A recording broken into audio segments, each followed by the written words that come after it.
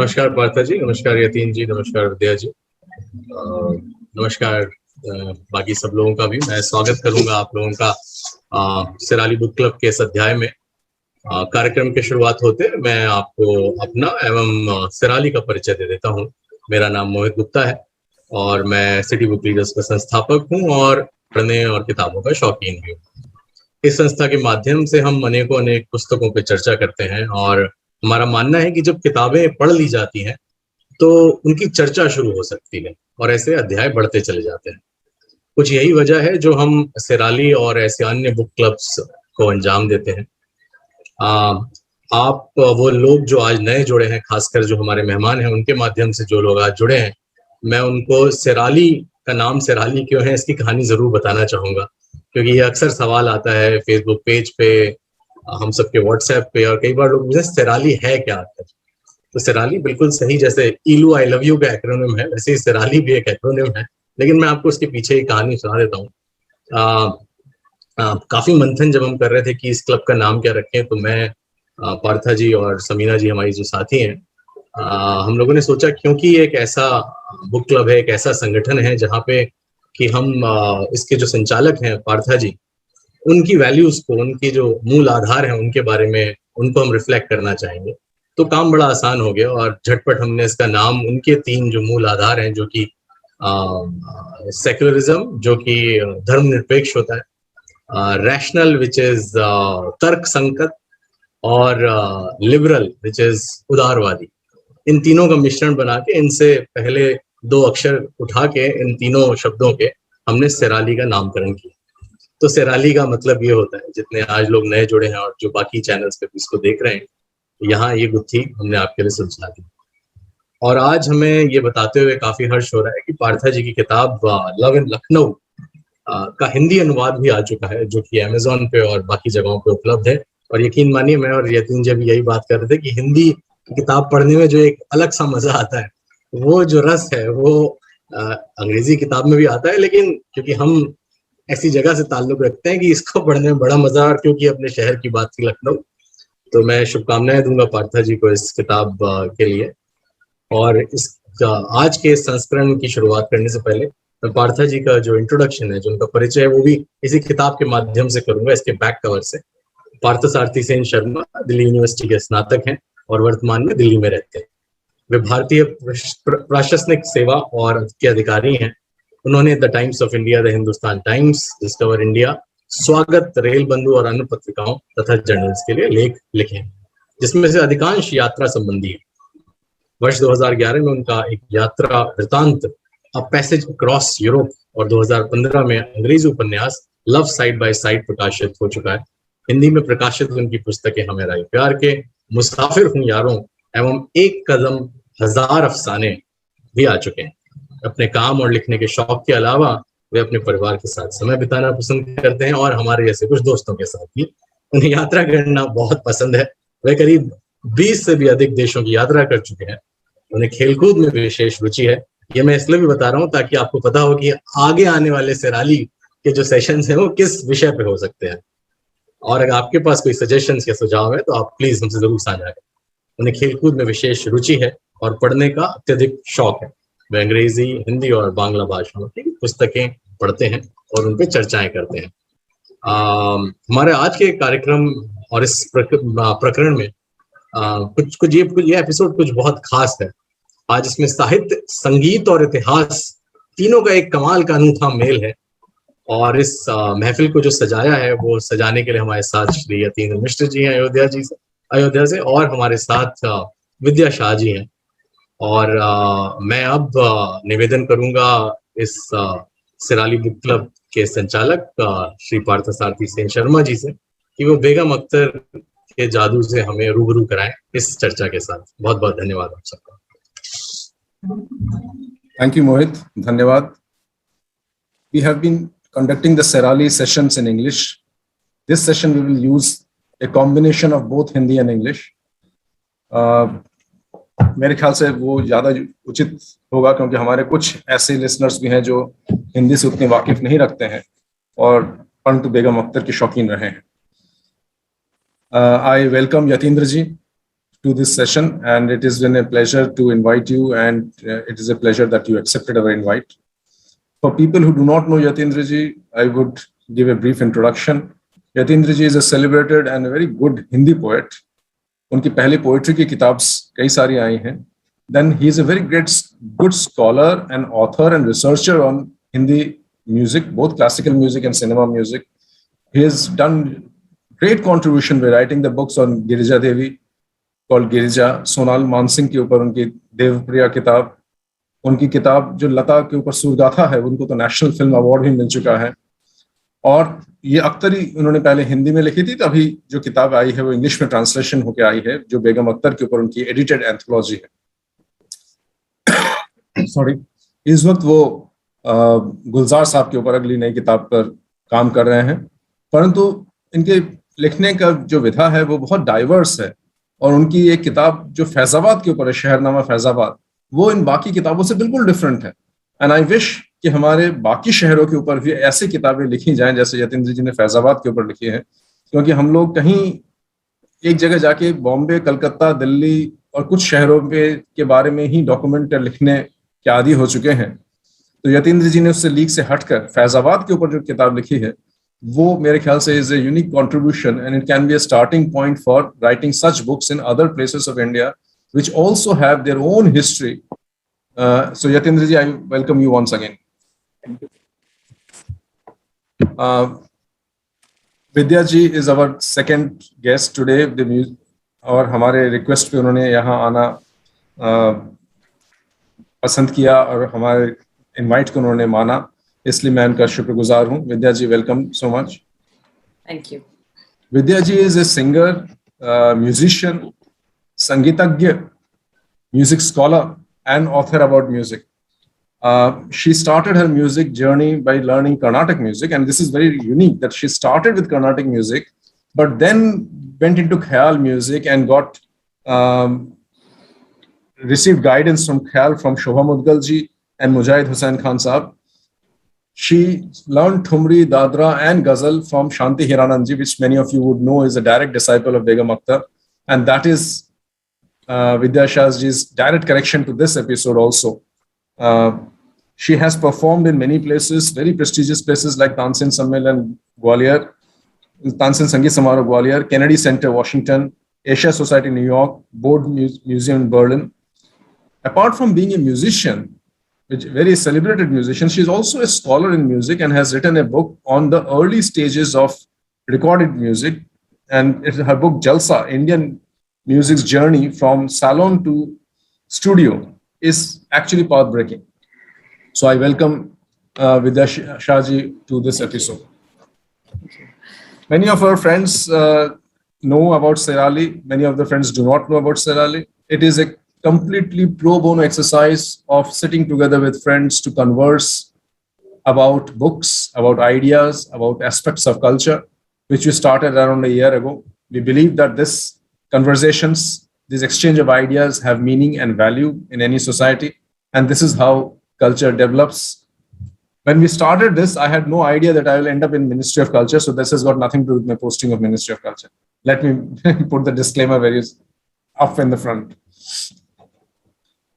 This episode is on Begum Akhtar ji, and especially on, we took this episode because of Yatindra ji's recently English translated book Akhtari. Yatindra ji की anthology जो उन्होंने edit की है वो पहले हिंदी में आई थी और अब उसका ट्रांसलेशन मनीषा तनेजा जी ने किया है, और now the book is available in English. हम लोग जब भी सेराली में करते हैं कोई भी एपिसोड, तो हम ये जरूर कोशिश करते हैं कि जिस किताब के बारे में हम बात करें उसके बारे में हम पढ़ के समझ के बात करें. वी नेवर डू ए सरसरी चीज के ऊपर से कवर पढ़ के हम बुक के बारे में बात करने लगे. So we have all read this book and we are very fond of this Akhtari book, which is an anthology and I congratulate Yatindra ji for this book. I congratulate you once again. मैं आपके शुक्रगुजार हूँ कि आप हमारे साथ हमारे पास आए, और मैं आपकी इस किताब के बारे की वजह से आपको शुक्रिया अदा करता हूँ कि आपकी इस किताब की वजह से हमारे जैसे बेगम अख्तर के चाहने वालों को उनकी जिंदगी, उनकी फिलॉसफी, उनके स्टाइल, उनके म्यूजिक के बारे में ऐसी चीजें पता चली जो हमें पता नहीं थी. बहुत धन्यवाद. बहुत. यतीन्द्र जी, आपने को मेरा पहला सवाल है कि आपने मौसीकी के बारे में, म्यूजिक के बारे में और भी बहुत किताबें लिखी हैं। गिरिजा जी के ऊपर आपने किताब लिखी है, सोनाल मानसिंह के ऊपर किताब लिखी है, आपने उस्ताद बिस्मिल्लाह खां के ऊपर किताब लिखी है, और ये सारी किताबें पाठकों ने बहुत पसंद की है। आपने बेगम अख्तर के ऊपर किताब लिखने का क्यों सोचा, एक्सेप्ट द ऑब्वियस फैक्ट कि आप दोनों फैजाबाद से ताल्लुक रखते हैं? बहुत अच्छा सवाल है पार्थिव, और मुझे लगता है कि एक तो मैं थोड़ा सा पारंपरिक व्यक्ति हूँ, तो मुझे हमेशा ये लगता है कि अपने शहर के प्रति भी कुछ कर्ज होते हैं जो चुकाने चाहिए। और जब मैंने फैजाबाद शहरनामा किया तो मैं इस बात से बहुत आश्वस्त था कि अपने शहर को उसके सही वेवलेंथ के साथ में समझ पकड़ पा रहा हूँ। और एक ऐसा शहर जो जब अयोध्या सटा हुआ है, वो वैष्णव परंपरा है, फैजाबाद और वो पहली कैपिटल थी नवाबी की, बाद में लखनऊ शिफ्ट हुई। तो मुझे लगा कि ये काम मुझे करना चाहिए, क्योंकि मैं पढ़ने का एक बहुत ही अद्भुत पाठक हूँ। लेखक तो मैं जो हूँ वो हूँ ही, लेकिन एक बढ़िया एक रीडर पे आपको जरूर मानता हूँ। और मैं क्षमा चाहते हुए कहूंगा कि हिंदी में, क्योंकि मैं खुद हिंदी की बेल्ट से आता हूँ, हिंदी में उस तरह से रिसर्च करके काम करने की रवायत कम रही, वो थोड़ा कैजुअली लेने का मामला है, तो वो मुझे लगता था। और बेगम साहिबा हमारे खानदान में, हमारे परिवार में जब आज़ादी के पहले, जब राज रियासतों का दौर था, तब 7-8 साल तक वो महफिल करती थी। तो मेरी ग्रैंडमदर, मेरी जो दादी थी और अंतिम राजकुमारी हुई रियासत की, विमला देवी, तो वो मैं उनका बहुत नजदीकी था। वो बहुत कहानियां सुनाती थी बेगम साहिबा, उनके पहनने की स्टाइल, उनके कपड़े पहनने का ढंग, उनके गाने का, उनके पान पेश करने का, उनकी उनकी जो एक तखल्लुस और जो एक अपने नजाकत थी, लैंग्वेज की जो बात थी। मेरी दादी ने कुछ बहुत अच्छे ठुमरी कजरियां गाई, तो उन्होंने कहा कि बेगम साहिबा उसके नुआंसेस बता सकते, बेटा इसको ऐसे पढ़ो। तो मुझे लगा कि ये सब चीजें कौन लिखेगा या कैसे लिखा जा सकता है। और एक जमाने में जब ब्रिटिशर्स ने नॉर्थ गर्ल्स और तमाम तरह चीजें करके ब्रैकेट कर रखा था, गाने वालियों को, तवायफ, वो सारी परंपरा को ठीक से, अब तो बहुत सारा बात और काम होता है, लेकिन उस दौर में वो एक गजेटियर आप उठाइए तो सारी, चाहे वो कितनी भी बड़ी पैसे सजाने वाली गायिका हो, वो नाच गर्ल, वो नाच भी नहीं रही तो भी वो नाच गर्ल। फिर मेरे घर की कुछ कहानियां थी तो मैं आपको बताऊंगा कि मुझे लगा कि वो बहुत उदार मना कलाकार थी, गायिका तो बड़ी थी ही। इस किताब की जो सबसे खूबसूरत बात है वो यही है कि इतने तरह के लोगों ने आके अपने अनुभव साझे, और वो कैसा दस्तरखान सजाती थी, और उसके लिए कैसे उन्होंने इम्तियाज कुरैशी के ग्रैंडफादर को पकड़ा और उसके लिए हलकान हुई। और मतलब तो एक महिला जो सिर्फ गा नहीं रही है, तो उसको ये भी पता है कि शाम की महफिल में जो खाना परोसा जाना है वो लजीज हो और लखनऊ की रवायत के चलन का। तो मुझे लगा कि ये लिखना चाहिए, और इस वजह से मैंने काम किया। हालांकि जो मेरी स्टाइल है लिखने की, वो मैं कलाकारों के जीवन में झांकते हुए, उनसे बात करते हुए लिखता हूँ। मेरा सौभाग्य रहा कि मैं गिरजा देवी, सोनाल जी, अभी गुलजार साहब से बात कर रहा हूँ, तो सबसे बात करके। लेकिन बेगम साहिबा 74 में नहीं रही, 1974, और मेरा जन्म 1976-77 का है। तो मेरे उनके जाने के बाद मेरा जन्म हो रहा है, तो डायरेक्ट मेरे पास कोई कनेक्ट नहीं था।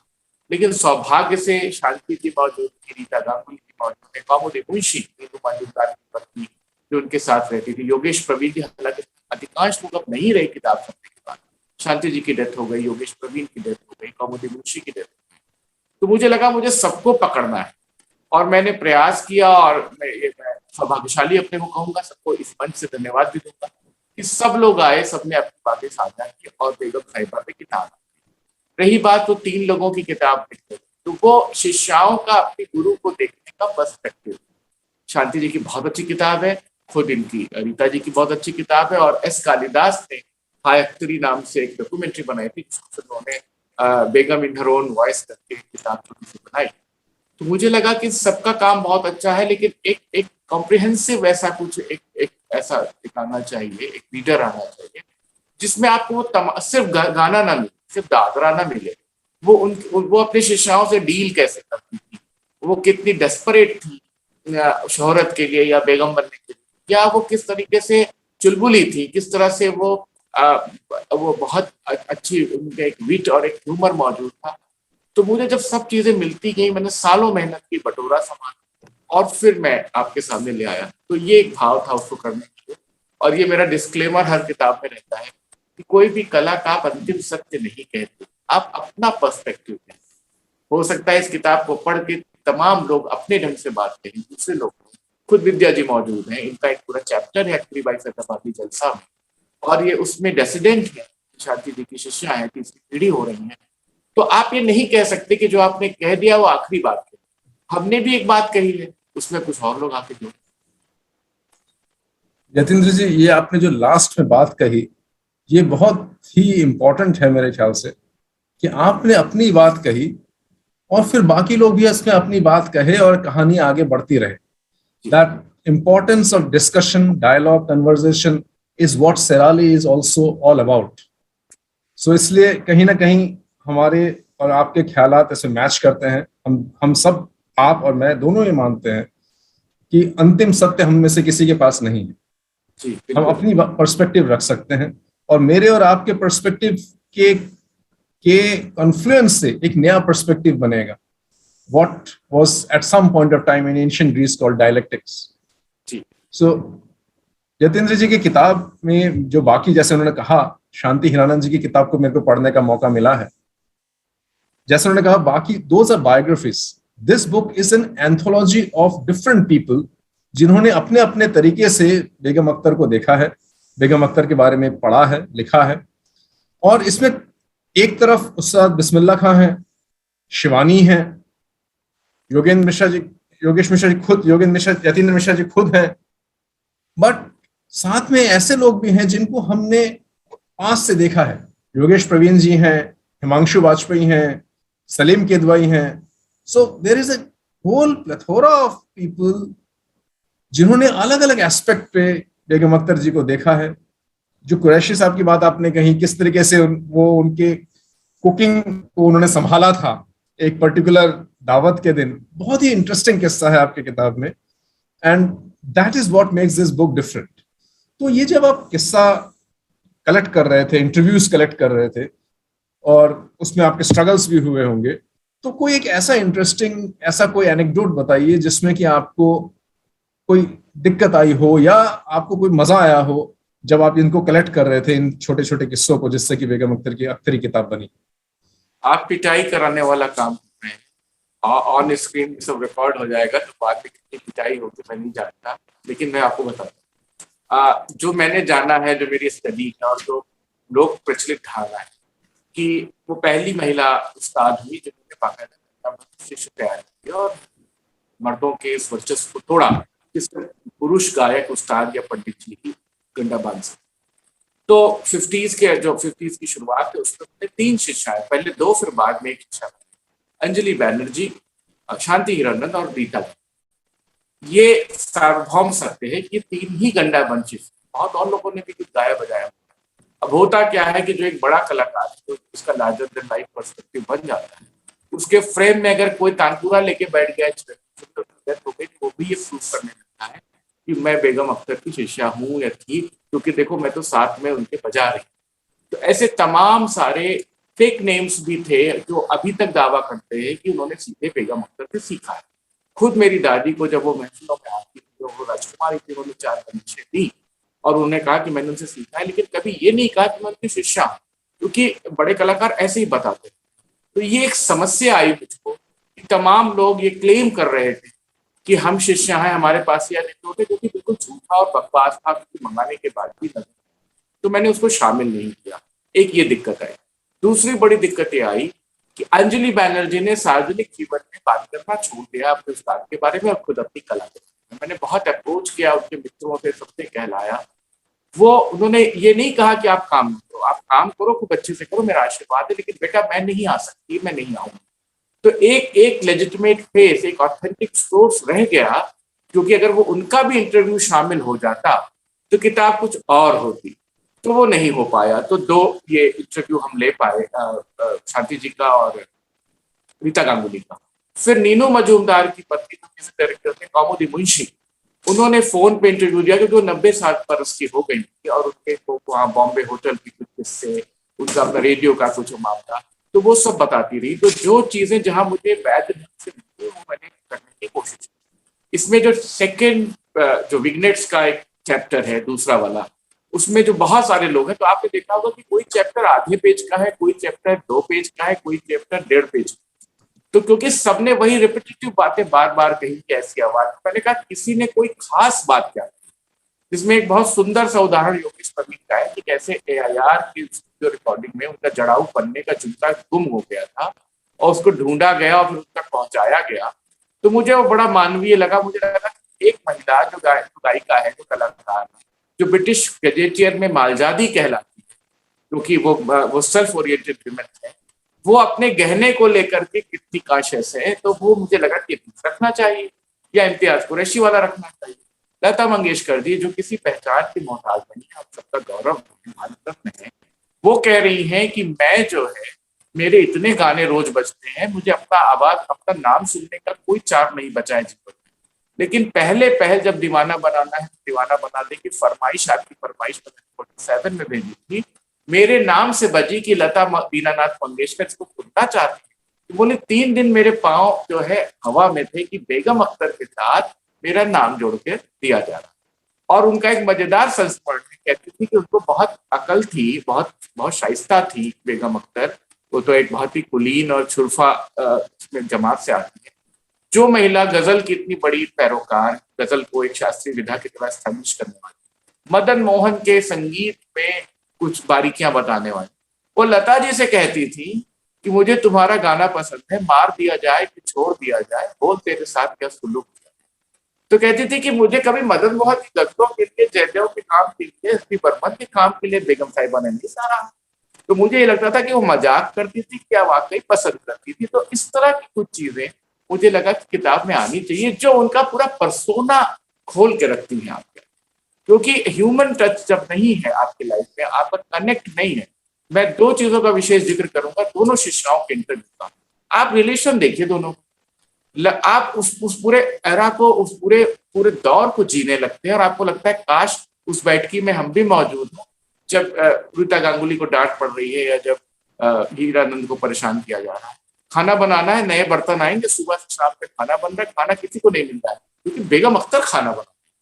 तो अब ये जो मजेदार पहलू है, मुझे लगता है कि ये सब चीजें किताब में जो आई, इसने किताब की व्याप्ति को भी, उसके सर्कुलेशन को भी बड़ा बनाया। क्योंकि कई लोगों के मेरे पास खत आए, मैसेंजर पे मैसेज आया कि हमें बेगम अख्तर बिल्कुल नए ढंग से एक्सप्लोर होती है, जो कि इस किताब की मेरे लिए। विद्या जी, you have been a direct disciple of शांति हीरानंद जी। आप शांति हीरानंद जी की डायरेक्ट डिसाइपल रही हैं, जैसे वो डायरेक्ट डिसाइपल थी बेगम अख्तर जी की। तो शांति हीरानंद जी ने आपको बेगम अख्तर के बारे में बहुत किस्से कहानियां सुनाई होंगी। आपको क्या लगता है कि उनके टाइम में, जब शांति जी डायरेक्ट बेगम अख्तर की शागिर्द थी और जब आप शांति जी की शागिर्द थी, उस पूरे फेज में ये जो रिलेशनशिप है उस्ताद और शागिर्द का, ये इनमें क्या बदलाव आया है, कैसे बदला है? ये बहुत बहुत गहरा सवाल है और बहुत इसका एक सोशियोलॉजिकल रेलेवेंस बहुत है, आपने जो सवाल किया है। सबसे पहले तो thank you for inviting me to this beautiful session and I know we are already in the thick of it. फिर भी मैं शुक्रिया इसलिए अदा करना चाहती हूँ क्योंकि एक तो यतीन्द्र जी, आपको बहुत बधाई इस किताब के लिए। और हालांकि बहुत लोग बेगम अख्तर के बारे में बहुत कुछ कह चुके हैं, लिख चुके हैं, लेकिन मेरा ये मानना है कि in the Indian musical terrain, the more we write, the more we will only gain from it.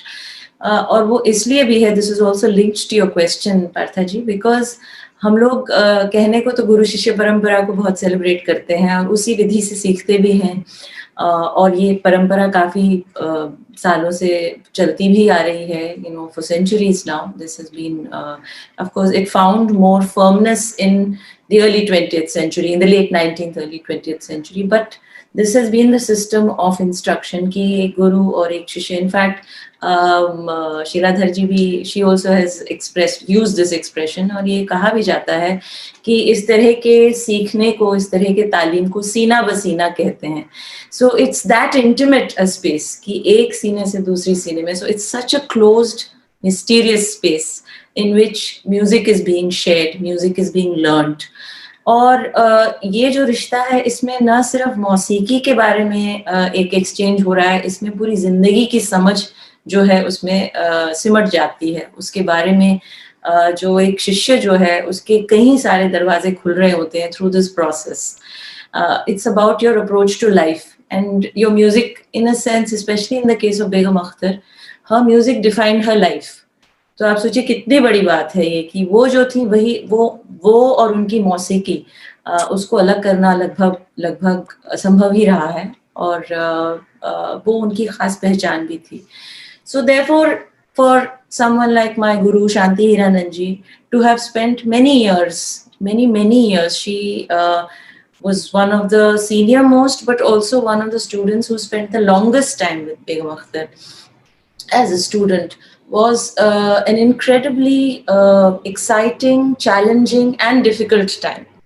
And I'm saying this in a very honest way, I'm not saying this in a critical way, because आप जैसा मैंने बताया आपको कि ये ना सिर्फ एक गजल सीखना या ठुमरी सीखना या दादरा सीखना ये नहीं है, लेकिन कोई आ रहा है तो उसकी किस तरह से मेहमान नवाजी करनी है या किसी ऑर्गेनाइजर से किस तरह से बात करना है, कई सारे पहलू इसमें जुड़े हुए हैं। And sometimes when you are learning with such an overwhelming ustani, if I can call her that, you see, इसमें काफी कुछ शांति जी खुद भी इसका जिक्र करती थी कि बहुत कुछ सीखने को भी मिलता है और क्या क्या नहीं करना है वो भी सीखने को मिलता है, you know, and that is very important in the life of a musician. क्योंकि हमारा जो संगीत है, खासकर गजल ठुमरी वगैरह, वो ये तो नहीं है कि आप आंख बंद करके अपने कमरे में बैठ के रियाज कर रहे हैं और हो गया है। Your music is also about how you convey it, how you interact with your audience, how do you build a relationship with your audience, और ये सब चीजें जो हैं which was so beautifully established by Begum Akhtar. So I think that relationship that Shanti ji shared with Akhtari over more than a decade must have been so intense and special that for in any such dyad, if I may call it that, between two people, it's every such relationship is different. कहने का मतलब यह है कि उनका जो अख्तरी के साथ रहा होगा वो शायद किसी और का नहीं रहा होगा, और शांति जी और उनके शिष्याओं के साथ भी वो नहीं रहा हो सकता है, because it is so exclusive कि हर शिष्य और हर गुरु का अपना एक अलग रिश्ता बनता है। Anyway, having said that, मेरा ख्याल में फिर भी ये जो वन ऑन वन सीखना जो है, और उसके साथ जैसे कोई गजल या कोई दादरा भी सिखाया जा रहा है तो उसके साथ जो किस्से कहानियां आती हैं उससे उस गाने में और रस भर जाता है। आप उसको और समझते हैं, उसकी बारीकी को समझते हैं, उसके दर्द को भी समझते हैं। तो ये जो एक सिलसिला रहा शांति जी के साथ, I feel very fortunate, particularly because ये जो जॉनर है, ठुमरी कहिए या गजल कहिए, इसमें इमोशन का बहुत बड़ा एलिमेंट रहता है, और वो जो है वो बोल बनाओ ठुमरी जो है उसका एक पूरा आइडिया वही है कि आप अपनी बात कैसे एक्सप्रेस कर रहे हैं with very limited text, but it's all about emotion, it's all about love, it's all about separation.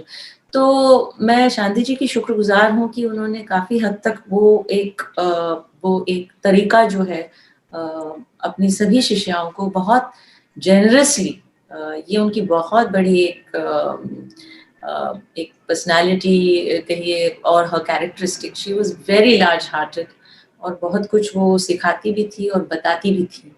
So like I said, it's not, you can't really compare, yet there is a lot that overlaps. Thank you विद्या जी। जैसे आपने कहा कि बेगम अख्तर के बारे में बात करेंगे तो उनकी मौसीकी को अलग नहीं रखा जा सकता, वैसे ही आपसे भी बात करेंगे तो आपकी मौसीकी को अलग नहीं रखा जा सकता।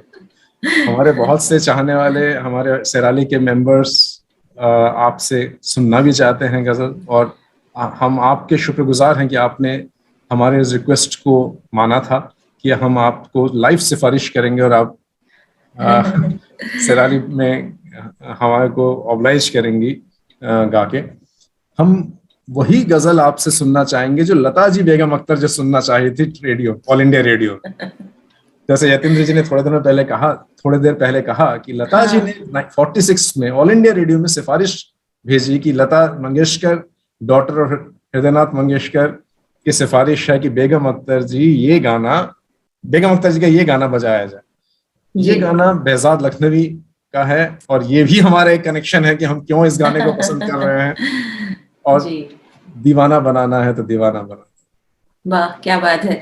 मेरा ख्याल में यतीन्द्र जी बाद में आप जरूर इससे जुड़ा हुआ किस्सा जरूर सुनाए, वो भी काफी मजेदार है। ये तो फरमाइश वाली बात तो करी थी आपने, लेकिन ये पूरा जो पीर साहब वाला जो किस्सा जुड़ा है इस गजल के साथ, आप मेरे ख्याल में उसके बाद जरूर श्रोताओं को, लिसनर्स को जरूर प्लीज सुनाएं।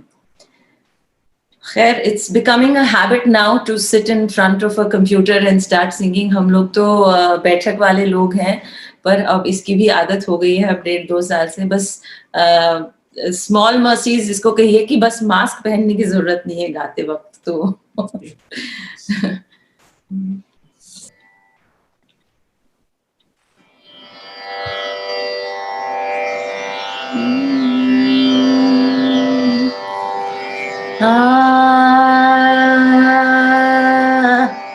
दीवाना बनाना है तो दीवाना बना दे,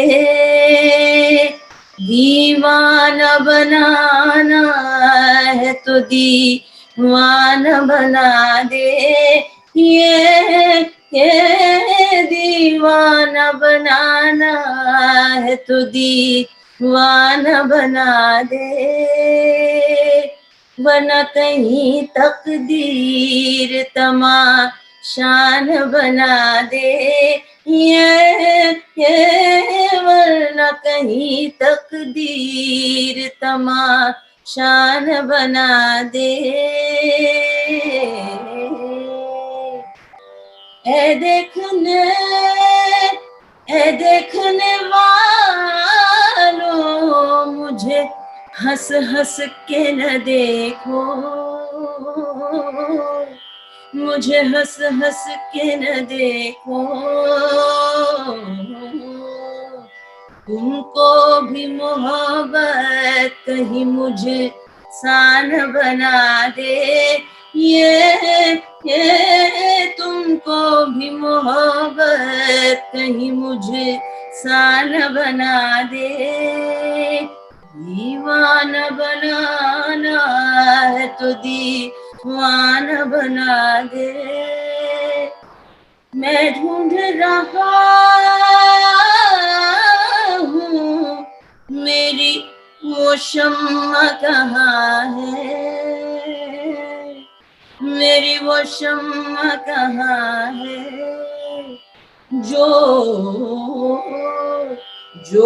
बज़्म की हर चीज को परवाना बना दे, ये जो बज़्म की हर चीज को परवाना बना दे, दीवाना बनाना है तो दीवाना बना दे।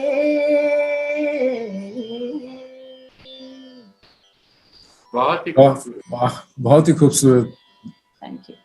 बेगम अख्तर जी के लिए एक बार मुझे याद है यतीन्द्र जी, अब हो सकता है गलत भी हूं मैं, परंतु कैफी जी ने कहा था कि बेगम अख्तर जब गजल गाती हैं तो गजल सुना भी जाता है और गजल देखा भी जाता है। वाह, क्या बात है।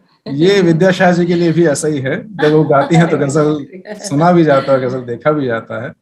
यतीन्द्र जी, जो विद्या जी कह रही थी जिस किस्से के बारे में कि दीवाना बनाना है दीवाना बना दे, गजल जो है ये बेगम अख्तर जी की जिंदगी का एक बहुत टर्निंग पॉइंट माना जाता है। और इसके साथ एक बहुत इंटरेस्टिंग किस्सा है जो बरेली शरीफ से जुड़ा हुआ है। तो मैं चाहता हूं कि आप पाठकों को, हमारे जो लिसनर्स हैं उनको उस किस्से के बारे में बताएंगे। बहुत ही इंटरेस्टिंग किस्सा है जो आपकी किताब में मेरे को पहली बार सुनने को मिला। ये बहुत ही खूबसूरत बात है कि मैं रीता गांगुली जी से कर रहा था तो उनके सारे डेवलपमेंट के बाद तो मैंने कहा कि कोई खास किस्सा आप मुझे सुनाएं जो बेगम साहिबा से संबंधित हो, जिसका एक ऐतिहासिक महत्व। तो उन्होंने कहा कि अम्मी बताती थी, अम्मी मतलब बेगम, वो लोग सब अम्मी बोलते थे। तो उन्होंने कहा कि अम्मी बताती थी कि जब वो 11-12 साल की रही, 1925-26 का मामला है, 14 में जन्म होता है। तो कोरियंथन थिएटर में काम करती थी कलकत्ता में, और वहाँ घोष बाबू व्यवस्थापक संस्थापक थे। तो कुछ घाटा लगा कंपनी को, इनके रिकॉर्ड नहीं बिके। और आप ये सोचिए कि 11-12 साल की उम्र में उनके 78 आरपीएफ के रिकॉर्ड आने लगे। तो फिर क्या हुआ कि कोई काम बन नहीं रहा था, मुनाफा हो नहीं रहा। एक दिन घोष बाबू ने आके कहा उनकी माँ से, मुश्तरी बाई से, कि अब आपको अगले महीने से ये जो महीने की तनख्वाह पे अख्तरी काम कर रही है, अभी आपको अपना कोई और काम देखना होगा। हम हटा रहे हैं अपने यहाँ से कलाकार, क्योंकि हमें कोई मुनाफा नहीं कमा पा रहे, हमारा बहुत पैसा खर्च हो रहा है। गाड़ी दे रखी थी, माहवारी पे उसमें तनख्वाह बंधी हुई थी, और उसके अलावा तमाम सारे। तो मुश्तरी बाई रोने लगी कि अभी क्या होगा, हम लोग फिर से संकट में आ गए और फिर से दिक्कत हो गई। अख्तरी बाई को बहुत बुरा लगता था, उनको लगता था माँ रो क्यों रही है, किस लिए रो रही। दूसरे दिन उन्होंने ऐसी मन बनाया और तुरंत कलकत्ता से निकली और बरेली शरीफ पहुंची। बरेली शरीफ की दरगाह पे उसको याद, तो वहाँ जो उनके पीरो मुर्शिद थे जो बैठते थे, तो उन्होंने उनके आगे झुक के रोना शुरू किया। अख्तरी बाई तब भी नाराज की माँ रो क्यों, तो सारी बात बता दी कि ऐसे ऐसे है और अब दाल रोटी का भी दिक्कत पड़ जाएगी। तो उन्होंने अख्तरी की ओर देखा और कहा, बेटा तुमको जो कॉपी लाई हो साथ में उसको जरा खोलो। कॉपी क्या थे, उनकी गानों के जो नोट्स सबके साथ, जो हर गायिका के पास, सबके पास, आज कितना भी आपके पास टैब और सारी चीजें हो, लेकिन मुझे लगता है कि डायरी में जो नोट बना के और गीत लिख के लोग रखते हैं वो रहते ही हैं आपके पास, वो कोई कंप्यूटर नहीं कर सकता। तो वो दौर था, तो उन्होंने खोला। जो खोला तो वहजात लखनवी का वो पन्ना, दीवाना बनाना है तो दीवाना बना दे, ये पढ़ा। तो उन्होंने आंख मूंदी और हाथ रखा, जैसा कि रीता गांगुली जी बता, और उन्होंने कहा कि जा बरेली शरीफ तुझ पर हाथ रखता है, कामयाब हो। और उन्होंने किताब बंद किया और कहा, बेटा यही गजल, ये जो तुम्हारे जिसको तुमने खोला था, इसको तुरंत जाओ, अभी घर में जाओ, कलकत्ता जाओ और उसको रिकॉर्ड। माँ बेटी निकली, कलकत्ता फिर से पहुंची। घोष बाबू बहुत मेहनत की। घोष बाबू ने कहा, चलो मेरी कलाकार भी एक और ट्राई मार लेते, एक और नुकसान सह लेते हैं। और वो नुकसान सहने और कुछ कुछ मुश्तरी बाई के ऊपर दया खा करके जो उन्होंने रिकॉर्ड बनाया, तो उसके बाद तो तहलका मच गया, इतिहास बन गया। और दीवाना बनाना है, दीवाना बनाना बना देखो, सारी दुनिया दीवानी हो गई। एक मतलब महत्वपूर्ण बात मैं ये बताऊंगा, बड़ौदा रियासत में, खुद हमारे यहाँ रामपुर में बेगम साहिबा जब होली या दशहरे का दरबार करती थी, महफिल करती, तो किसी रियासत में जब भी उन्होंने महफिल की, तो दीवाना बनाना है तो दीवाना बनाते से या तो शुरू करती थी और या तो समाप्त करती, बीच में नहीं जाती। और अयोध्या में जब भी उन्होंने दशहरे का दरबार किया, तो हमेशा दीवाना बनाना है से शुरू। आज भी हमारे यहाँ स्कूल रिकॉर्ड्स पर उनकी आवाज और वो सारी महफिल टेप हैं। कभी मैं चाहूंगा कि उसको हम उसको फिर से रिवाइव करके और पब्लिक तक पहुंचाएं। और 1937 से लेकर 1945 तक हमारे यहाँ परफॉर्म किया। तो 10 साल का जो रिकॉर्ड है वो हर बार दीवाना बनाना है। मतलब उनके मन में भी ये बात बैठी थी कि बरेली शरीफ का आशीर्वाद है और वो हर जगह उसे परफॉर्म करे। यतीन्द्र जी, आज के जो श्रोता हैं वो ज्यादातर बेगम अख्तर जी को एक सेलिब्रेटेड सिंगर के रूप में जानते हैं, singer of ghazals, singer of thumri Dadra. कई लोग बेगम अख्तर के जो initial face, Akhtari by Faizabadi, और जिसमें कि वो फिल्मों में भी एक्टिंग की, फिल्मों में भी गाना गाया, उसके उस दौर के बारे में उतना नहीं जानते हैं। जो आपकी किताब है अख्तरी फैजाब अख्तरी, उसका जो कवर है जिसमें कि बेगम अख्तर जी का, आपके जो पीछे किताब रखी हुई जिसमें बेगम अख्तर जी का जो कवर है, दैट मेरे ख्याल से जलसा घर मूवी का सीधा सीधा कवर। सतीत रे ने जब 1958 में मेरे ख्याल से जलसा घर बनाया था, तो बेगम अख्तर उसमें आई थी एक क्लासिकल सिंगर के रूप में, और वो बैठकी में गाना गा रही थी, जिसको विद्याशाह जी कह रहे थे कि बैठकी में गाने का, हम तो बैठकी के गाते हैं, तो बैठकी में गाना गा रही थी। और उनके सामने the thespian veteran actor Chhavi Vishwas is there, and that is the photograph that you have taken in the cover of the book. And I also find it strange कि बेगम अख्तर जी ने बहुत सारे पिक्चर में एक्टिंग नहीं की है, परंतु कुछ ही ऐसे एक्ट्रेस होंगे जिन्होंने इतनी कम पिक्चर में एक्टिंग की है, परंतु फिर भी उन्हें महबूब और सत्यजीत रे, दो स्टारवर्ड्स के पिक्चर में एक्टिंग की। महबूब की रोटी में भी उन्होंने एक्टिंग की और सत्यजीत रे के जलसा घर में भी एक्टिंग की। ऐसे बहुत कम मिलेंगे कि इतने कम स्पैन की फिल्मों में भी उन्होंने दो ऐसे स्टारवर्ड्स के फिल्मों में एक्टिंग की हो। तो मैं आपसे संक्षिप्त में जानना चाहूंगा कि उनके जो फिल्मोग्राफी वाला जो पार्ट है जिसमें कि उन्होंने फिल्मों में एक्टिंग भी की, गाने भी गाए, उनके बारे में थोड़ा हमको बताएं। बहुत अच्छा कि आपने पूछा। अगर आपने पहले बताया होता तो मैं मेगाफोन कंपनी का वो रिकॉर्ड कवर भी आपको दे देता, जिसमें ये इश्तेहार छपता था कि भारत के मशहूर गान वाले, और उसके नीचे छपता था कि Akhtari by Faizabadi film star. उसमें जहां आरा कज्जन, खुर्शीद, इन सब की फोटो छपती थी। और नूरजहां के पति शौकत रिजवी ने अपनी आत्मकथा में लिखा था सबसे ज्यादा उर्दू की जो तखल्लुस थी जहां आरा कज्जन की थी, लेकिन बेगम साहिबा उनके बराबर बैठे। मैं इसे उनकी फिल्मों में काम को मतलब जो उन्होंने फिल्में छोड़ी वो पैसे की दीर्घायुष मानता हूँ कि सिनेमा में जो उन्होंने काम किया वो साधारण से रोल किए पैसे कमाने के लिए किए, क्योंकि तुरंत तुरंत इंस्टेंट पैसा सिनेमा देता था और महफिलों में तो मिलता ही था।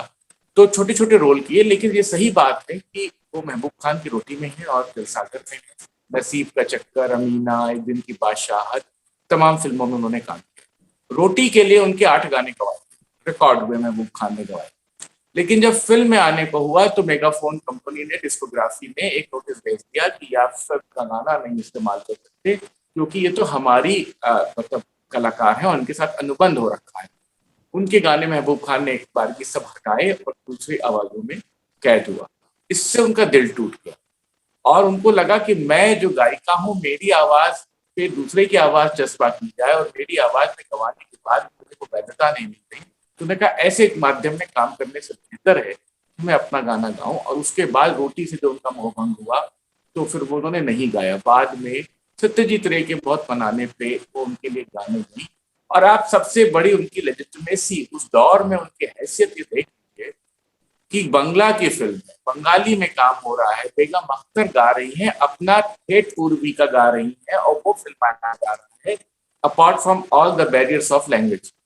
हे भर भर आई अखियां मोरी पिया बिन, हे भर भर आई छतियां मोरी। अब आप बताइए, ये बिल्कुल अवध का कोलोकियल डायलेक्ट का मामला। सत्यजीत रे जैसे थेस्पियन के यहाँ इतने बड़े, वो तो शुरुआत से ही बड़े बन गए थे, जलसागर में इस्तेमाल हो रहा है, भद्र समाज, लेकिन गाना अवध की महफिल का हो रहा है और वैसे ही फिल्म करना और आज तक याद किया जाता है। तो ये चीज बेगम साहिबा के लिए बहुत महत्वपूर्ण है।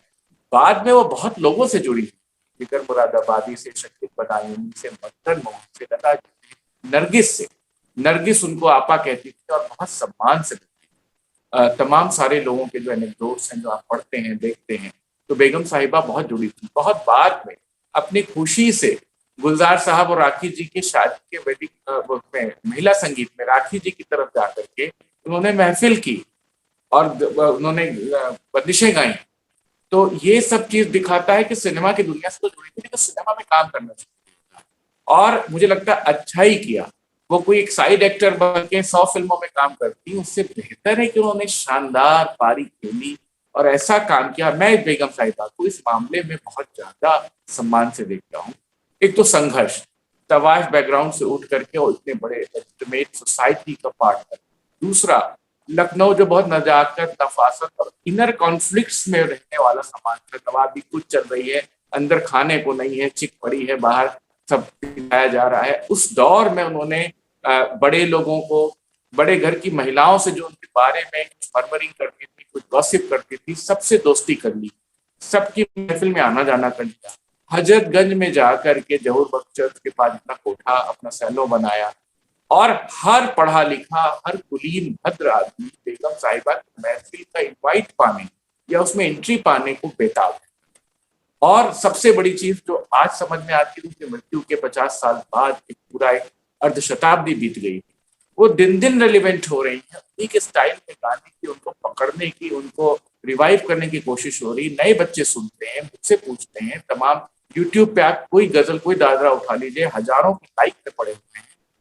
गजल जैसी सुगम संगीत की विधा को, जिसको उस्ताद लोग कभी गाते नहीं थे, उस्तादों ने कभी उसको, सबने हे दृष्टि से देखा, उन्होंने उपशास्त्रीय चलन का काम बनाया।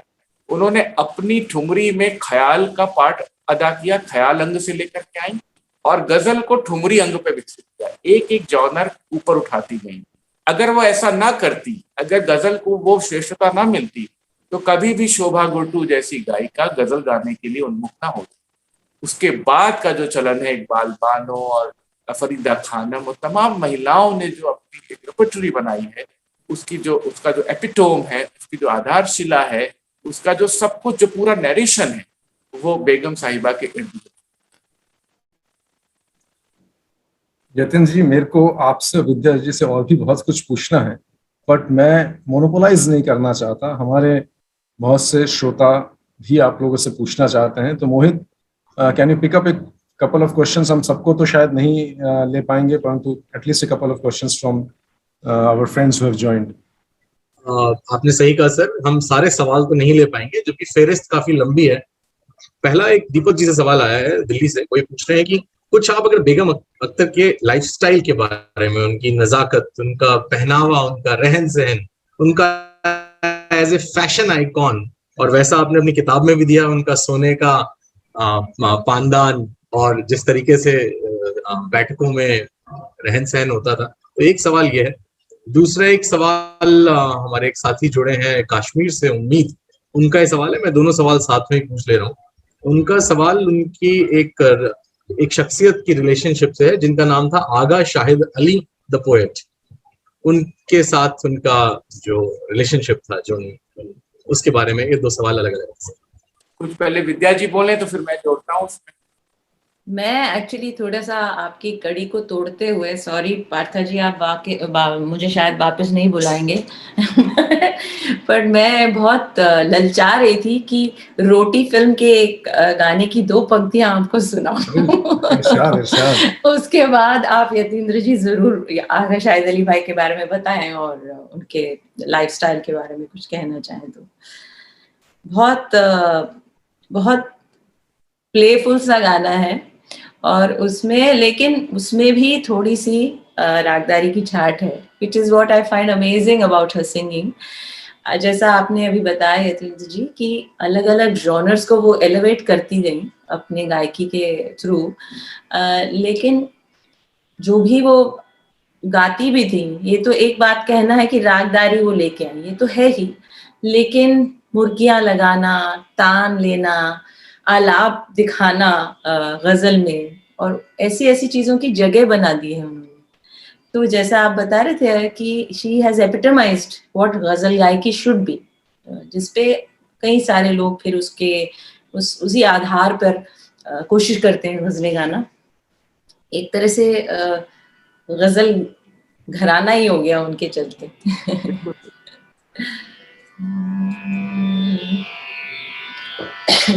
ये रोटी का गाना है और इसमें मेरा ख्याल में संगीत अनिल विश्वास जी का था।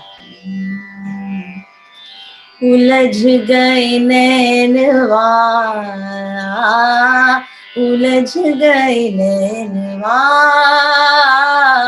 उलझ गए नैनवा, छूटे नहीं छुड़ाए, छूटे नहीं छुड़ाए, उलझ गए नैनवा, उलझ गए नैनवा, बांका जो बन तिरछी चितवन, बांका जो बन तिरछी चितवन, बाण पे बाण चलाए, बांका जो बन तिरछी चितवन, बाण पे बाण चलाए, बाण पे बाण चलाए, बालम घायल कर कर जाए, घायल कर कर जाए, उलझ गए नैनवा, उलझ गए नैनवा, अखियां रस की बूंद जरा सी, अखियां रस की बूंद जरा सी, जलती आग बुझाए, जलती आग बुझाए, बालम बुझी आग दहकाए, बुझी आग दहकाए, उलझ गए नैनवा, उलझ गए नैनवा। क्या बात है, क्या बात है। बहुत बहुत सुंदर। थैंक यू, क्या सुंदर गान चीज सुनना है। तो starting होगी, आपके सामने बैठ करके सम्मानजनक ढंग से सुनना चाहिए। वो सवाल बहुत सुंदर आया है उनकी लाइफस्टाइल का और उनके अपने जीवन का। तो तमाम लोगों के लेख और संस्मरण में बिखरा पड़ा है, तो छोटे फॉर्म में 2-4 चीजें बताता हूँ कि वो सेंस ऑफ ह्यूमर से ऐसी भरी हुई महिला थी कि नवाब रजा अली खान साहब के आशिक थे, उनके प्रेम में थे, दोनों को बहुत एक आशनाई, एक दोस्ती भी थी। तो जब पहली बार उनके घर पर, उनके अख्तर मंजिल पर वो खाना खाने आए, तो उनके शान शौकत के लिहाज से उन्होंने ढेर सारा सब पूरा घर नए ढंग से सजाया, नया फर्नीचर, नई क्रॉकरी, नए पर्दे, तमाम सारे। और जब वो भोजन करके जाने लगे तो उनके साथ जितने लोग आए थे उनको वो नया फर्नीचर, नई क्रॉकरी सब भेंट में दे दी, सब वापस दे दिया, अपना घर फिर पुराने जैसा। ये एक उदार था। दूसरा, वो बहुत ज्यादा जिसे कहते हैं कि एक अलीट का एक संभ्रांत व्यक्ति की नजाकत होती है, उस पे चलने वाली महिला थी। एक किसी लखनऊ के ऑर्गेनाइजर ने उनके कंसर्ट के बाद उनके जो पैसे थे वो ऐसे हाथ में पकड़ा के, खुले पैसे, उस पर बहुत हर्ट हो गई, नाराज हो गई। उन्होंने कहा, शीलाधर जी बताती हैं अपने लेख में, कि इसको इतनी तमीज नहीं है कि इसको एक लिफाफे में रख के या किसी कपड़े में लपेट के पैसा कुछ करे, जो एक तहजीब है लखनऊ वालों। लखनऊ वाले आपको गाली भी देंगे तो आपको 2 मिनट बाद लगेगा कि इसने गाली दी है कि तारीफ। तो जो ये नजाकत है लखनऊ की, वहां पे उन्होंने ऐसे फूहड़ ढंग से पैसे पकड़ा। और ये जानना चाहिए कि जब वो बच्ची थी तो अपनी एक खाला के साथ वो गुलाबबाड़ी के मैदान में नुमाइश करती थी। उनके घर के जस्ट पीछे गुलाबबाड़ी का मैदान है, के पीछे। तो वहां पे चंदाबाई का नाच हो, और वो चंदाबाई डांस कर रही थी, और उसमें वो थोड़ी छम छम बाजे पायलिया करके वो नाचती थी। और फर्श जो था, जो गलीचा बिछा था जो नुमाइश में, वो पैसों से अटा पड़ा जाता। तो वो लौट के आई तो पागल हो गई। वो जो एक नजाकत है और वो जो जिसे कहते हैं अदा, उसका टेस्ट मिल गया उनको अपनी किशोरावस्था में। बाद में अपनी शिष्याओं से कहती कि मैं चंदाबाई बन, क्योंकि मैं जब गाऊं तो फिर जो है लोग पागल हो जाए उसकी स्टाइल से। और बाद में जब वो गई और अपने गुरु गुलाम मोहम्मद खां के यहाँ सीख रही थी, तो सहरी के समय, उस समय ईद के पहले जो अपने रमजान के दिन होते हैं, उसमें सहरी के समय उठी तो कोई फकीरन बाजार से गाते हुए निकल रही थी, दौड़ी हुई नीचे। और मैंने दरवाजा खोला तो देखा हर आदमी अपने घर के आगे खड़े होकर उनको सुन रहा है, सहरी भूल गया। और वो फकीरन गाते हुए चली गई। तो अपनी जाके उस सास से कहा, मुझे इस फकीरन की आवाज चाहिए। तो उन्होंने कहा, तू पागल होती है क्या? ये ऐसा नहीं सोचते, ये गृहस्थों का गाना नहीं, तुम जैसा गा रही हो, जैसा हम सिखा रहे हैं वैसे ही। तो बोली, नहीं मुझे तो यही गाना चाहिए, तड़प चाहिए। तो बोले, बेटा वो जो दर्द उसकी आवाज में है वो किसी के लिए नहीं गा रही है, वो खुदा के लिए गा रही है। और खुदा ना करे कि तुम्हारे जीवन में कोई ऐसी परेशानी आए कि तुम्हारी आवाज फटे या तुम्हें दिक्कत हो और तुम्हें उस जहनियत में जाके गाना पड़े जिस जहनियत में वो जिंदा है।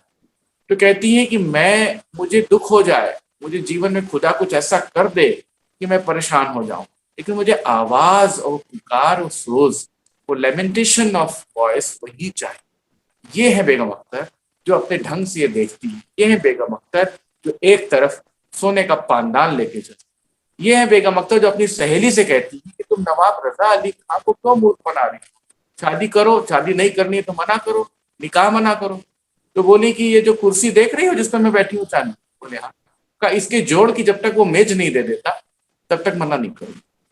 तो ये जो एक बेगम, और यही बेगम अख्तर है जो हमारे रियासत में रही, आई और वो हमारे 50 एकड़ का रकबा वापस कर दिया।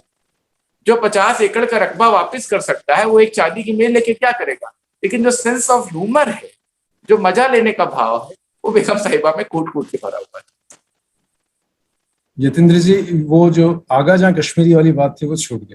जी, आगा जहां कश्मीरी जी ने उन पर एक कविता लिखी थी जिसकी शुरुआत ही अख्तरी से हुई इस किताब की शुरुआत में, लेकिन उससे अधिक हमें उनके बारे में, उनके रिलेशन के बारे में कोई जानकारी नहीं मिली।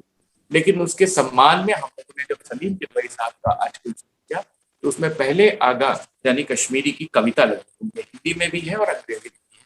आप कहें तो मैं पढ़ के सुना दे रहा हूँ 2 लाइन। इसका हिंदी अनुवाद किया था मधुरी जोशी ने। तो मेन आर्टिकल था सलीम साहब का, वो बेगम अख्तर इन लखनऊ। क्या अब भी छेड़ती हैं तुम्हारी उंगलियां क्षुधित भैरवी, या मिट्टी हुए जाते कफन पर ही ठिठक जाती। अंधेरे गंदे अगले खगारों में सुबकती है तुम्हारी लत की मारी मृत्यु की पोशाक, वो विधवा गजल। सदियों से गालिब मीर फैज की जो रचनाएं तुमने संजोई हुई थी, मैंने उन्हें लय विहीन राग में बांधा। विद्या जी, मैं आपसे एक सवाल पूछना चाहता हूँ।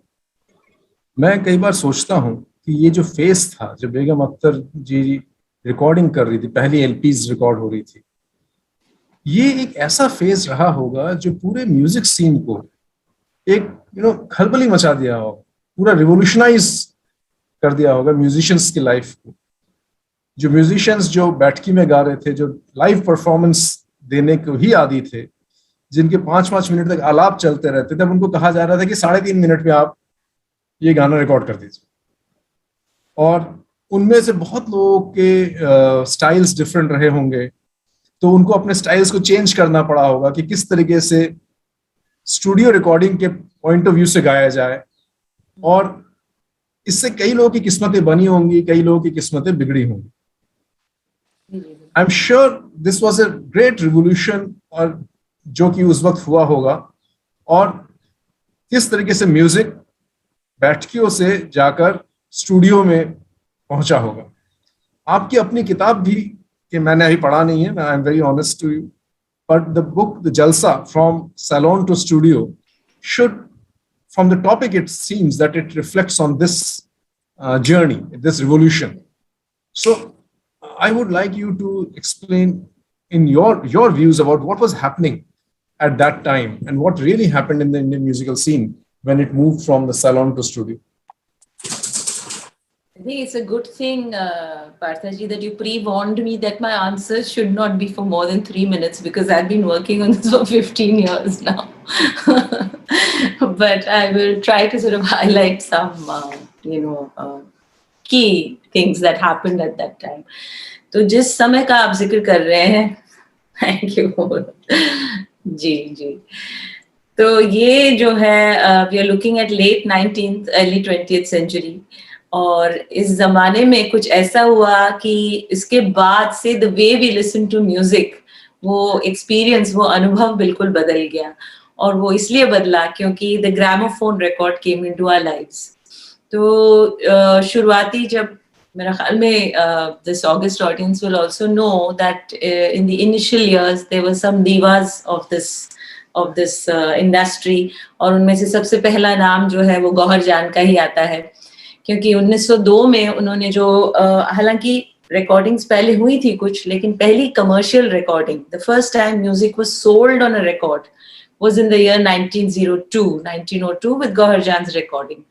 तो आप ये समझिए कि इससे पहले जो चीज महफिलों में लोग सुना करते थे, जलसों में लोग सुना करते थे, या फिर शादी ब्याह के उस तरह के जो फंक्शंस हुआ करते थे, उसमें जो आके बाइयां गाती थी, तवाइफों का नाच होता था, which was actually very high level entertainment.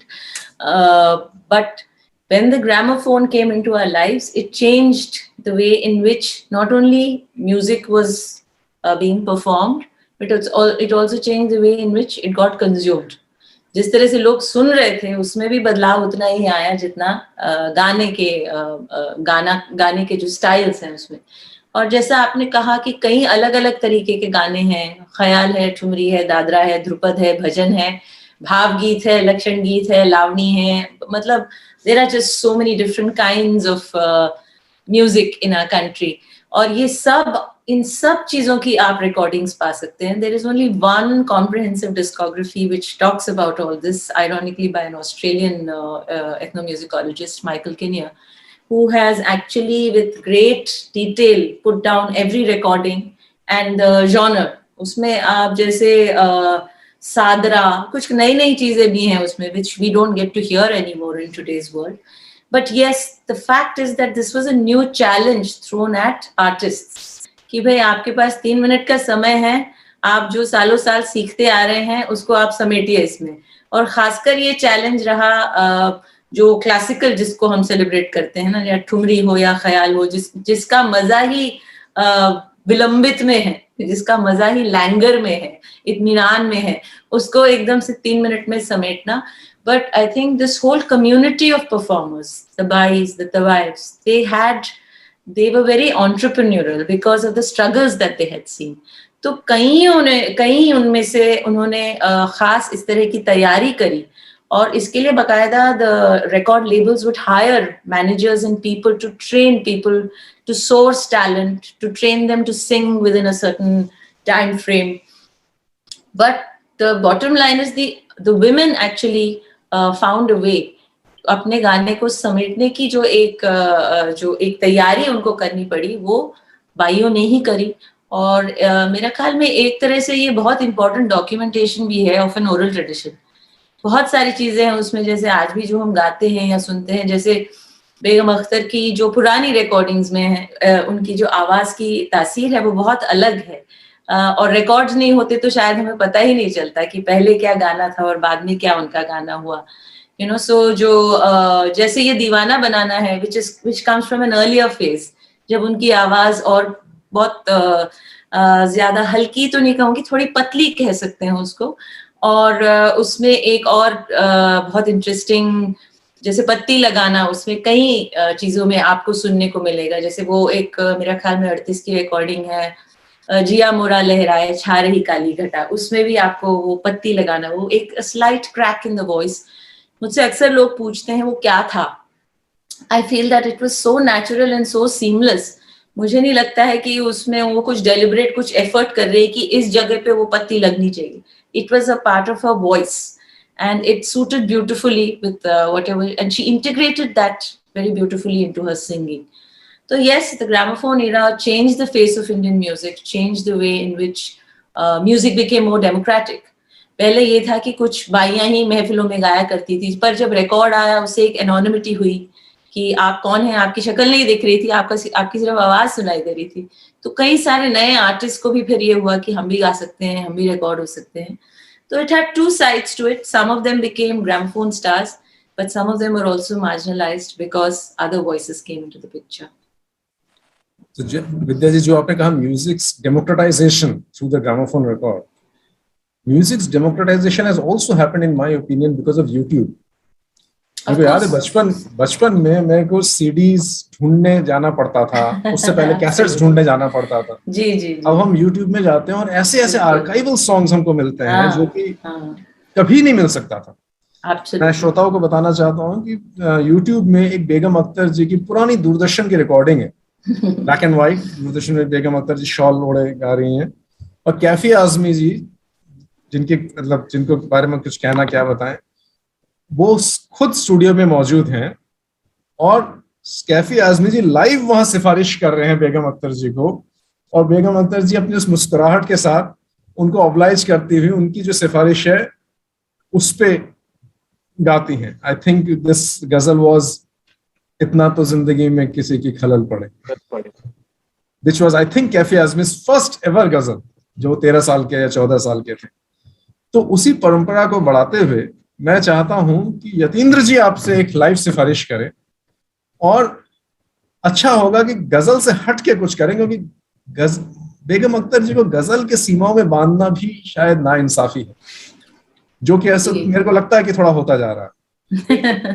तो मैं चाहूंगा कि यतीन्द्र जी आपको कोई लाइव सिफारिश करें और आप ऑब्लाइज करें हमको और सब. यतीन्द्र जी ने एक बात बहुत अच्छी बोली. मैं एक वाकई पहले उन्होंने अंडू रिकॉर्डिंग एरा में काम किया. उस्ताद लोग बाद में आए, पंडित घरानों के लोग, उस्ताद लोगों को बाद में उनको लगता था कि उनका वो क्यूरेटेड फॉर्म ऑफ आर्ट, लेकिन इन्होंने आगे का समय देखा. और अगर आप फिल्म डिस्कोग्राफी देखें अर्ली 30s 40s, तो जितने गाने आपको महिला आवाज में मिलते वो सब बाइयों के गाने.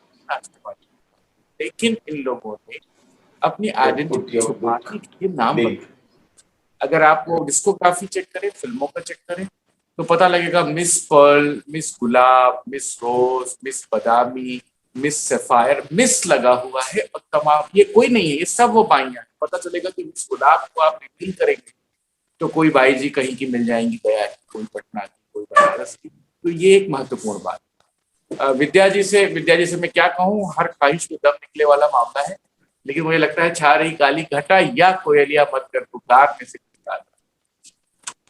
दोनों ही कजरियों के फॉर्म में, और सावन चल रहा है, सावन बीता नहीं, तो मुझे लगता है इसमें से और आपके सेशन का उन्वान भी है आई बरसात तो तो ठीक है। कोयलिया की कुछ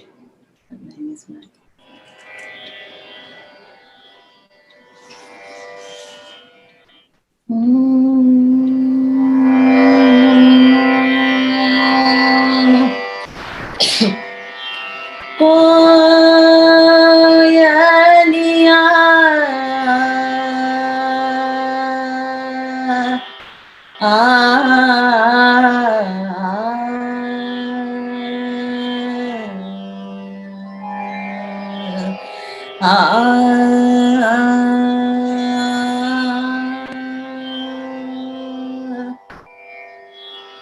कोयलिया मत कर पुकार, कोयलिया मत कर पुकार, कर जवान लागे कटार, कोयलिया मत कर पुकार, कर जवान लागे कटार, कोयलिया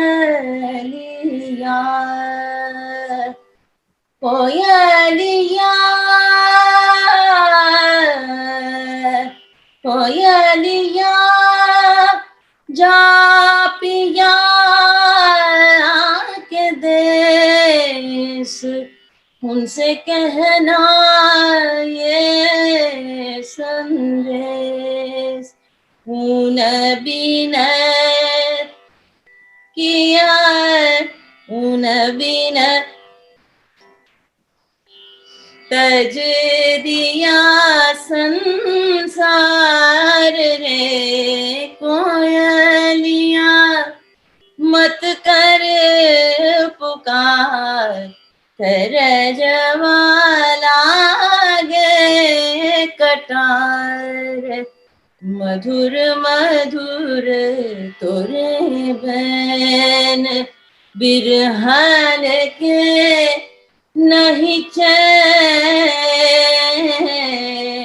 मधुर मधुर तोरे बैन, बिरहन के नाही चैन, भर भर आवत नैन, भर भर आवत नैन, कूक उठे बार बार रे, कोयलिया कोयलिया कोयलिया मत कर पुकार, कर जवान लागे कटार।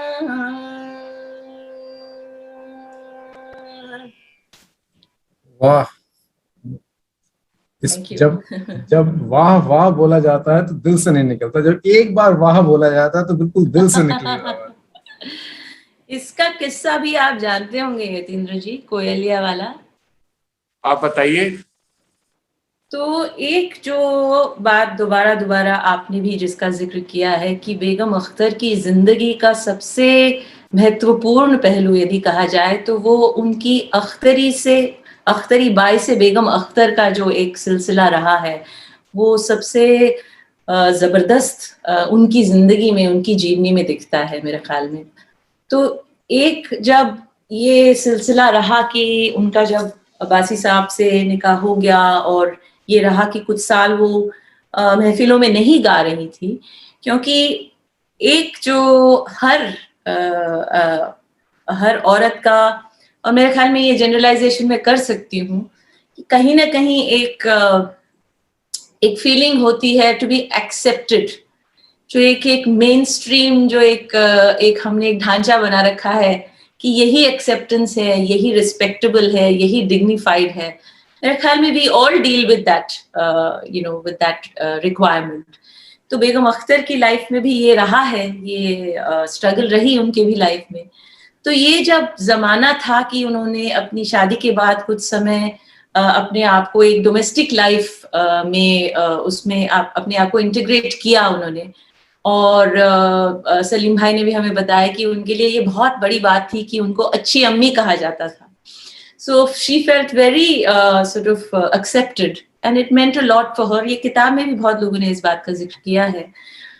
तो एक लेकिन जो कमी उनको खाई जा रही थी वो not to be able to do her music in the way she was doing it।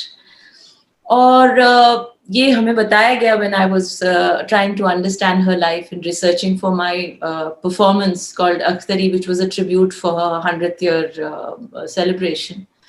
तब हमें कई लोगों ने ये कहा कि जब ये दौर हुआ और वो एक तरह से एक डिप्रेशन में आ गई इस बात को लेके, और कहीं जगह उनको ले जाया गया कि भाई what is the problem, whether it was a doctor, whether it was friends। फिर आखिरकार किसी डॉक्टर ने कहा कि इनकी प्रॉब्लम का एक ही इलाज है और वो है मौसीकी, गाना होगा इनको। तब ये हुआ कि चलिए कहाँ गाएंगी, तो फिर ये हुआ कि वो लखनऊ में ऑल इंडिया रेडियो में गई and she was invited to record there. तो जब इन्होंने गाया और हमें बताया गया कि उन्होंने यही दादरा वहां गाया, कोयलिया मत कर पुकार करजवा लागे कटार। तो इसमें देखिए there is an irony because there is also so much of pain in this dadra. In a sense, it is about her coming back to her मौसीकी। So that sort of conflict, let's say। फिर ये हुआ कि गाना हो गया, पर अब शादी हो गई है and she's a respected, quote unquote respected married woman in Lucknow. तो अख्तरी बाई फैजाबाद तो नहीं कहा जा सकता है इनको। तब हमें बताया गया कि वहाँ के जो रिकॉर्डिंग प्रोड्यूसर थे ऑल इंडिया रेडियो में, उन्होंने he literally uttered Begum Akhtar. So that is how she was re-anointed and she became Begum Akhtar in the world of music, and that's how we know her and we love her and we respect her। बहुत ही खूबसूरत वाकया है। और जो director थे station के वो थे LK मल्होत्रा, उनके रिजीम में रिकॉर्ड हुआ था। और जब रिकॉर्ड करके उठी तो ये शर्त लगा दिया था कि ये रिकॉर्ड जो है एयर नहीं होगा। तो उन्होंने कहा अच्छा ठीक है, पहले आप सुन लीजिए। तो जब सुनाया गया तो रोना शुरू, और जैसे जैसे नुआंसेस दिखते थे अपनी ही गायकी के, तुमको लगा ही नहीं कि मैं ये गा रही थी। और उसके बाद अचानक से बोल पड़ी कि हाय अल्लाह कोई देखेगा तो क्या करेगा। तो ये बात थी। और एक लाइन मैं जोड़ना चाहूंगा जो आपने बात कही पूरे पर्सपेक्टिव में, शांति जी ने लिखा था जो मेरी किताब में है कि उन्होंने शादी इसलिए की और सब कुछ छोड़ छाड़ दिया कि वे इज्जत चाहती थी। उनके भीतर कहीं बैठा हुआ था कि कोई मुझे चाहे ना चाहे परवाह नहीं, मगर कोई इज्जत जरूर दे। बेहतरी की तलाश में थी, नफासत से भरी हुई थी और वफादारी की तलबगार थी। अब इतनी खूबसूरत बात। और एक बात और जो मुझे लगता है कि आज कहनी चाहिए इस मंच से, वो बहुत ही शानदार बात है कि मतलब मुझे नहीं लगता कि इस तरह की बातें आज कोई कह सकता है। अम्मी में शराफत बहुत थी, बड़प्पन था बहुत ज्यादा। जो गाने वालियों में लुटमार मची रहती है वो उनमें कतई नहीं थी। तो सीन होता है आपस में लाइब्रेरी, वो सबसे बिल्कुल दूर थी। तो एक 2 मिनट का किस्सा है, सुना देंगी, बहुत तबीयत खुश हो जाएगी। बताइए कौन सा किस्सा? वो तबलची वाला जो भाग गए थे। मैं वो धोबन वाला सुनाना चाह रही थी, आपने वो ही ना। तो ये जो सेंस ऑफ ह्यूमर वाली बात हो रही थी, कई सारे ऐसे छोटे छोटे उनके एनेक्डोट्स हैं जो बहुत ही वाकई उनकी शख्सियत को हाईलाइट करते हैं। एक बार ऐसा हुआ कि वो रिकॉर्डिंग स्टूडियो में पहुंची हुई थी और उनको वेट करना पड़ा साजिंदों के लिए। This must have been an unusual occurrence because आमतौर पे सब लोग या तो साथ में पहुंचते हैं या लोग पहले पहुंच जाते हैं, फिर वो आती होंगी। तो ये आ गई और फिर पता चला कि जो उनके संगत करने वाले थे उनकी नई नई शादी हुई थी। तो किसी ने कहा अरे उनकी तो नई नई शादी हुई है, वो शायद हनीमून पे गए होंगे। हनीमून तो शब्द नहीं इस्तेमाल किया होगा, पता नहीं कुछ कहा होगा कि घूमने गए हैं अपनी नई बीवी के साथ, ऐसा कुछ। तो कहने लगी अच्छा, तब कुछ नहीं कहा, लेकिन जब खान साहब आए तो उनको ये पता चला कि शादी हुई है किसी धोबन से, जो इनके साथ बजाने वाले थे, उनकी शादी एक धोबन से हुई। तो ये जब एंटर किया उन्होंने, खान साहब ने स्टूडियो में, कुछ भी नहीं, she just had a very straight face and she said, kurta तो बड़ा सफेद पहना है आज, you know.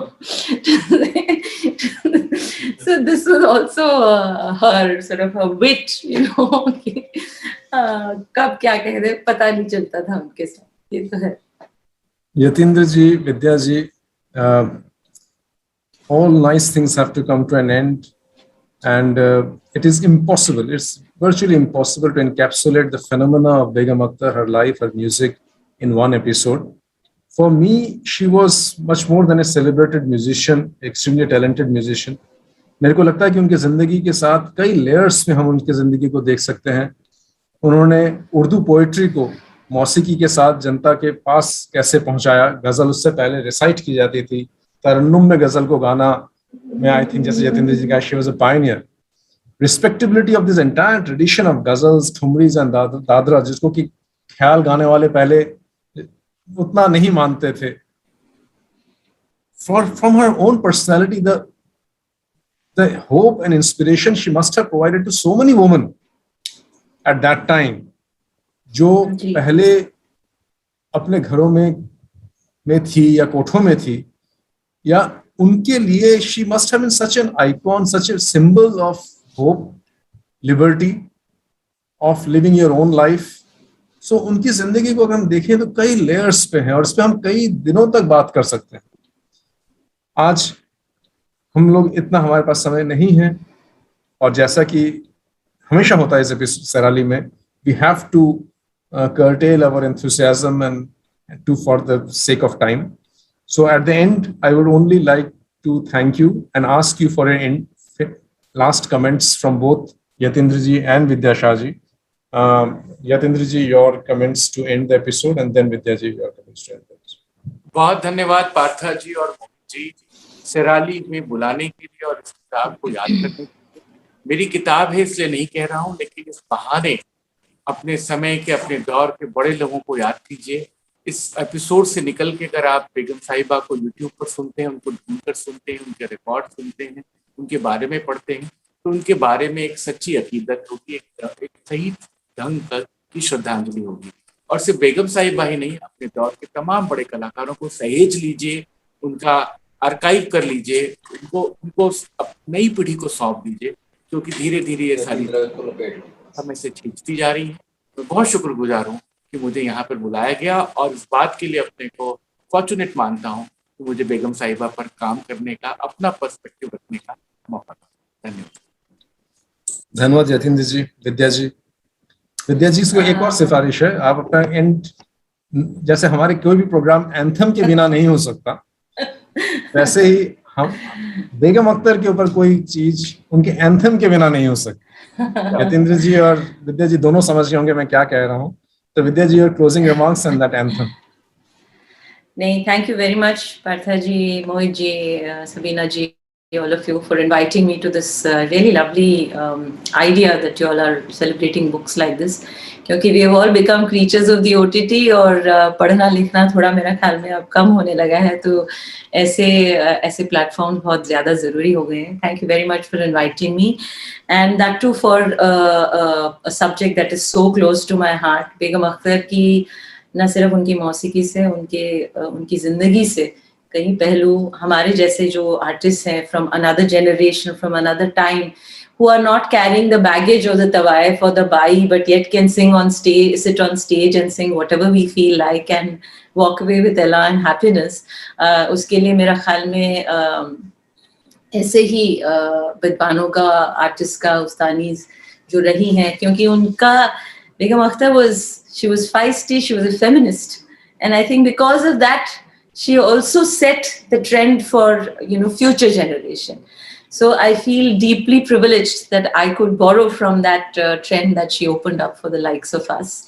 And so thank you very much. Congratulations again, Yatindra ji, for being such a stupendous chronicler of the world of music and musicians and poets.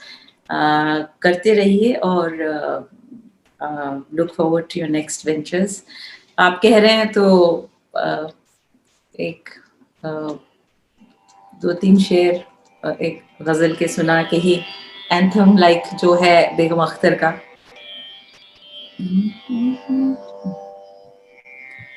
इसका किस्सा फिर कभी सुनाना पड़ेगा यतीन्द्र जी को, लेकिन खैर the world of music is so full of stories, उसके बगैर क्या है दुनिया मौसीकी की।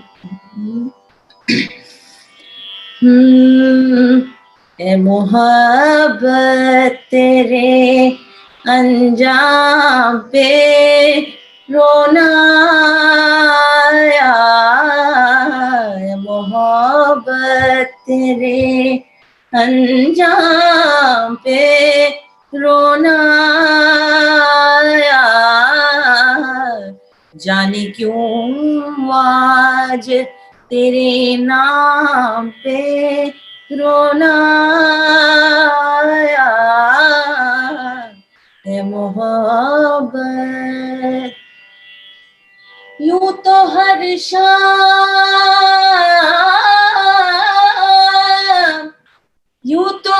शाम उम्मीदों में गुजर जाती थी,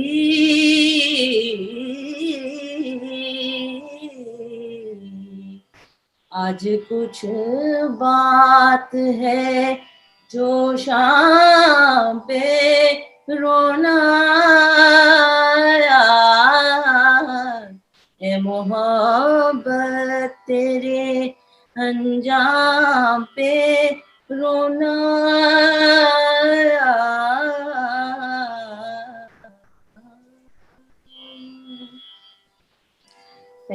थैंक यू विद्या जी। ये आपने वो किस्सा छोड़ दिया, पर अब मैं बता ही देता हूँ श्रोताओं को, क्योंकि अदरवाइज वो सोचते रहेंगे कि शकील बदायूनी जी की गजल है और बेगम अख्तर जी बॉम्बे गई हुई थी। अगर मैं गलत हूं तो यतीन्द्र जी बता दीजिएगा। बॉम्बे से जब बेगम अख्तर जी वापस आ रही थी तो ट्रेन में बैठी थी और शकील साहब, तब तक उनका नाम हो चुका था, वो प्लेटफॉर्म पे आए, उन्होंने कागज पे लिख के ये गजल उनको दी थी।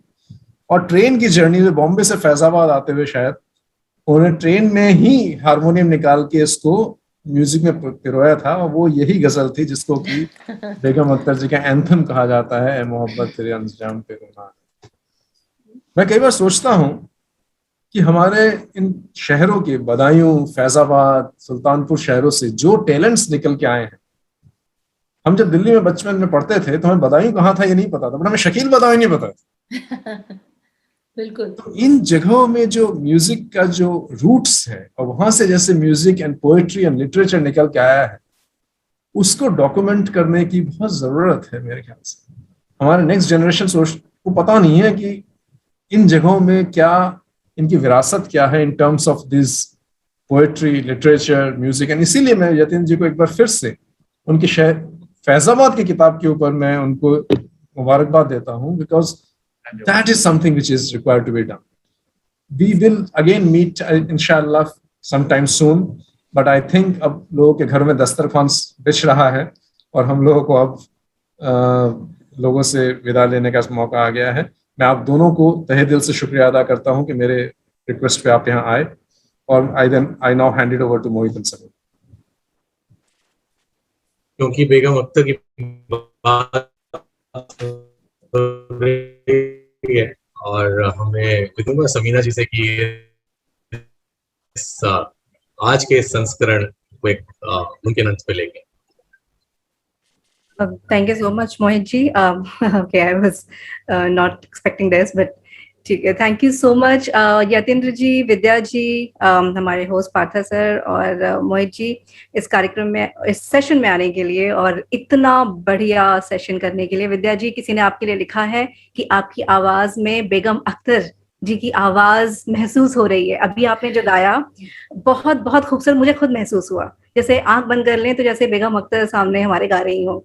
बहुत खूबसूरत आवाज आपकी। और ये बात अभी जो सर ने कही कि लोगों को पता नहीं है, नई न्यू जनरेशन को पता नहीं है। कुछ दिन पहले मैंने नेटफ्लिक्स पे या किसी प्राइम पे शायद देखा था वीडियो, सरदारी बेगम पे एक मूवी है और मैं बेगम अख्तर पे मूवी ढूंढ रही थी, मुझे कोई मूवी नहीं मिली। सर आप कल्चर डिपार्टमेंट में है, encourage करिए कोई movie film बनाए बेगम अख्तर पे. It has to be brought to the new generation, which currently today does not seem to be, well versed with Begum Akhtar. What a wonderful personality, a feminist personality who paved the way for future generation of women. So thank you so much, everyone. Thank you so much, audience who joined today. Thank you so much for the wonderful comments and wonderful questions. Thank you so much. And I think this is the end of today's session, but we will meet again. And before we close the session, I would like to show the cover of Jalsa yet again, because after Samina just mentioned, you can actually see, yes, Yateen ji, meri wali kitab aapki wali kitab se thodi badi ya choti kaise. But thank you everyone. This is a fantastic book, and you would definitely like to discuss I think, this book very soon. I'm very much enjoying. Thank you, Yatindra ji. Okay, now अब बदले की बात हो रही है तो बदला पूरा करते हैं. Namaskar everyone. Thank you very much. We'll see you soon.